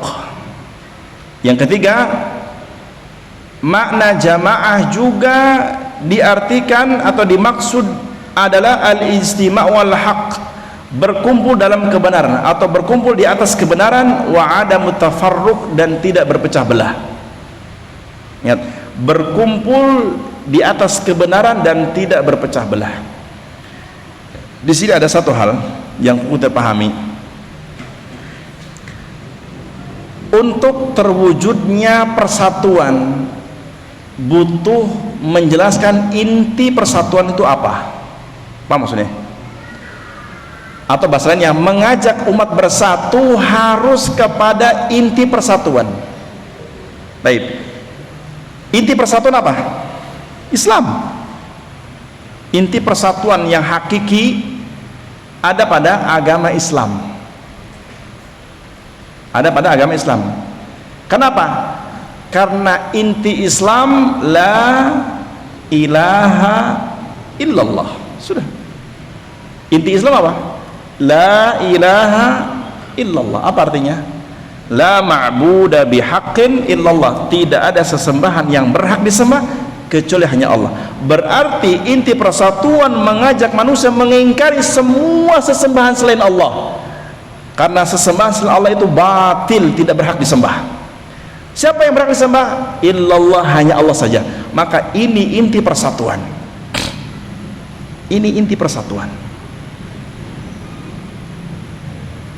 Maka orang jika pengen mengajak umat bersatu, pahami inti persatuan itu apa. Pahami inti persatuan itu apa. Kalau dia tidak paham inti persatuan, jangan berdakwah. Demi Allah, saya di Semarang ini, mungkin beberapa sebelum pandemi, saya pernah ngisi khutbah Jumat di sebuah masjid besar di Semarang ini. Tema khutbah saya berkaitan dengan penjelasan makna la ilaha illallah dan syarat-syaratnya, rukun-rukunnya, termasuk syarat-syarat sah la ilaha illallah. Saya jelaskan, setengah jaman saya jelaskan khutbah Jumat. Setelah khutbah Jumat, dan saya khutbah di situ bukan yang pertama kali, udah sering, udah bertahun-tahun. Setelah khutbah Jumat, ada salah satu oknum pengurus masjid menghampiri saya. Ustaz, ya dia lebih tua dari saya, jenggotnya panjang segini.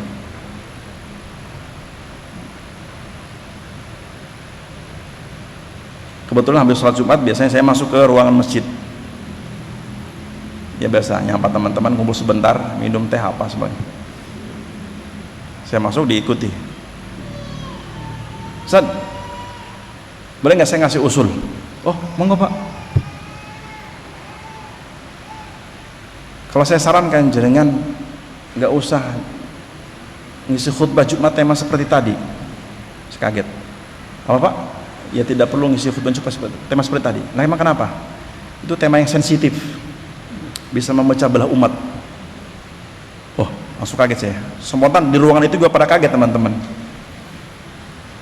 Lah, maka saya mulai, karena masukan yang baik kan, saya respon. Lah, gitu ya Pak. Nah terus kalau tema seperti tadi saya tidak boleh menyampaikan, lantas saya menyampaikan apa kira-kira Pak? Ya jelaskan tema-tema yang umum, yang tidak sensitif. Ya contohnya apa Pak? Contohnya jelaskan tentang pentingnya persatuan. Oh gitu. Lah, maksudnya persatuan gimana Pak? Ya persatuan, ngajak orang bersatu. Di atas apa Pak? Terjadi dialog terus saya tenang. Di atas apa Pak ngajak saya bersatu? Mulai diam dia. Terus saya kejar terus. Di atas apa kalau saya ngajak bersatu? Ormas? Ini. Nah kalau saya ngajak ormas ini, lantas ormas ini nggak akan terima. Mengajak ke mana? Saya ngajak ke mana kalau jadi memberi solusi untuk ngajak manusia bersatu? Bersatu di atas apa? Ormas ini nanti ormas A, ormas B nggak terima, ormas C nggak terima. Mulai sedih panas di ruangan. Dia mulai diam itu. Dan saya juga mulai panas juga, saya terangkan. Lah, kalau nggak bisa jawab, saya bantu jawab. Inti persatuan Islam. Nah itu maksudnya. Nah iya, inti Islam itu apa? Saya bilang. Ya itu maksudnya. Ya inti Islam apa intinya? Diam lagi dia. Inti Islam la ilaha illallah. Ya kan? Inti Islam la ilaha illallah. Pertanyaannya, apakah kaum muslimin secara menyeluruh sudah paham la ilaha illallah? Paham konsekuensi la ilaha illallah? Paham bahwa ketika seorang hamba mengatakan la ilaha illallah atau asyhadu an la ilaha illallah wa asyhadu anna muhammadar rasulullah, apa konsekuensi orang yang mengucapkan kata itu? Apa konsekuensi yang harus dijaga dan harus dihindarkan? Dan apa syarat-syarat sahnya? Jika ada orang mengucapkan la ilaha illallah tapi hatinya tidak meyakini, apakah dia beriman? Nah, hal seperti ini menjadi inti persatuan, dibahas, dijelaskan. Lah kalau khutbah Jumat tidak dijelaskan, kapan khutbah Jumat? Isinya politik. Nggak bisa. Satu-satunya kaum muslimin, satu-satunya para suami yang tidak ngaji, satu-satunya para suami yang tidak menghadiri majelis ilmu untuk mendapatkan nasihat agama, kapan kira-kira para jamaah? Kapan? Satu-satunya kesempatan para suami yang tidak menghadiri majelis ilmu Mendapatkan nasihat agama kapan waktunya? Hah? Sholat Jumat. Ya kan? Satu-satunya kaum muslimin, khususnya para suami yang ada kewajiban menghadiri sholat Jumat, mendapatkan nasihat agama mana? Sholat Jumat. Nah sekarang kalau kualitas Jumatnya pertama, khatibnya bingung nyampaikan apa, bahkan naik mimbar sudah baru tahap memahami, paham? Baru tahap memahami, khatib baru tahap memahami, paham memahami? Harusnya seorang khatib ketika naik mimbar dia sudah tahap memahamkan kepada jamaah apa yang dia dalam pahami. Kalau memahami baru baca, maka gimana mau berkualitas khutbah Jumatnya? Yang kedua, ditambah kaum muslimin para suami yang hadir ke sholat Jumat, kalau nggak terlambat ngantuk, gimana mau paham agama? Ya kan?